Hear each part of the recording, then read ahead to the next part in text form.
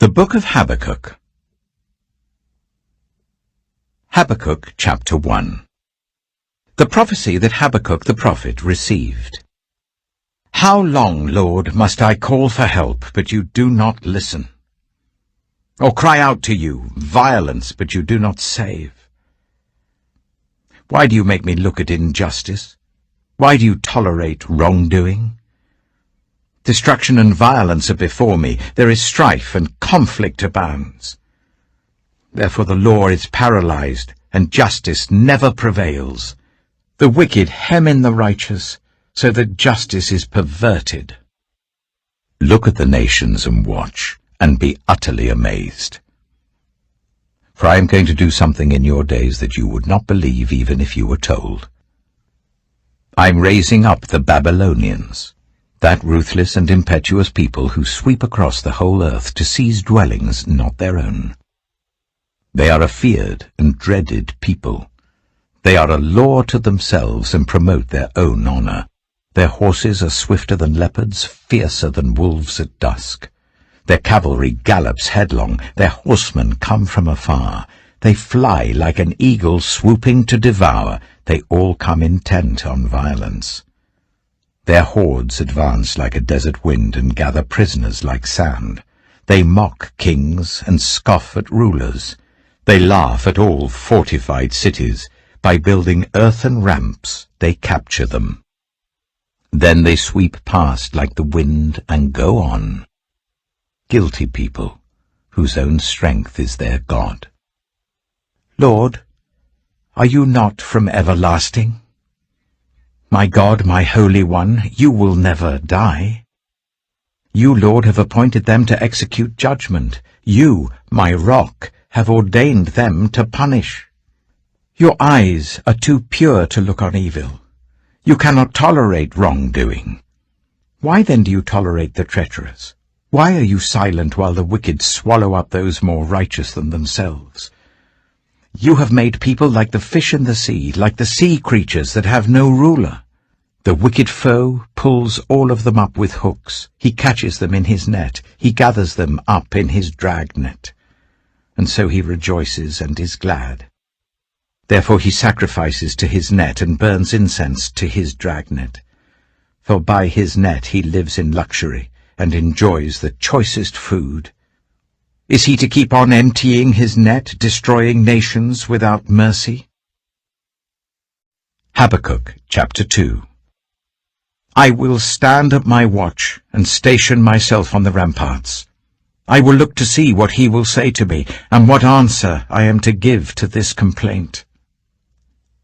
Then the Lord replied, Write down the revelation and make it plain on tablets, so that a herald may run with it. For the revelation awaits an appointed time. It speaks of the end and will not prove false. Though it linger, wait for it. It will certainly come and will not delay. See, the enemy is puffed up. His desires are not upright. But the righteous person will live by his faithfulness. Indeed, wine betrays him. He is arrogant and never at rest.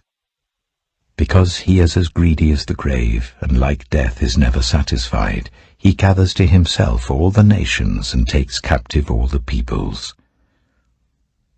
Will not all of them taunt him with ridicule and scorn, saying, Woe to him who piles up stolen goods and makes himself wealthy by extortion. How long must this go on? Will not your creditors suddenly arise? Will they not wake up and make you tremble? Then you will become their prey.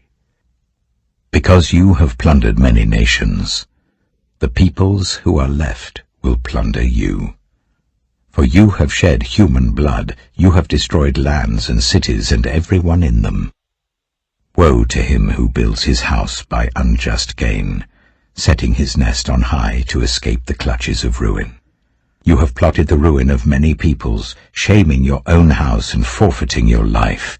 The stones of the wall will cry out, and the beams of the woodwork will echo it. Woe to him who builds a city with bloodshed and establishes a town by injustice. Has not the Lord Almighty determined that the people's labor is only fuel for the fire, that the nations exhaust themselves for nothing? For the earth will be filled with the knowledge of the glory of the Lord, as the waters cover the sea. Woe to him who gives drink to his neighbors, pouring it from the wineskin till they are drunk, so that he can gaze on their naked bodies. You will be filled with shame instead of glory. Now it is your turn. Drink, and let your nakedness be exposed. The cup from the Lord's right hand is coming round to you, and disgrace will cover your glory. The violence you have done to Lebanon will overwhelm you, and your destruction of animals will terrify you, for you have shed human blood. You have destroyed lands and cities, and everyone in them.